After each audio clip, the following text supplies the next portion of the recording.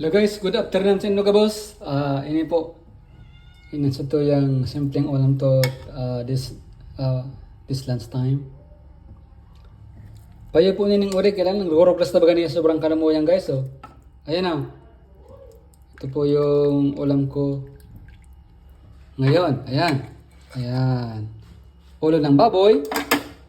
Tapos lalagyan natin ng sabaw.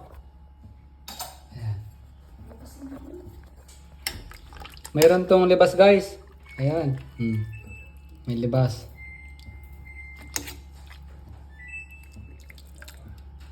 Ayan. Narunod yung kangkong guys.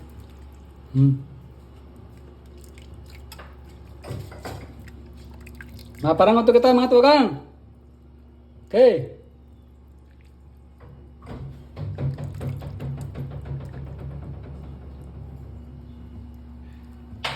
Niluto ko na guys sa gatong ta maki ano yung mara maki suling. Ayan.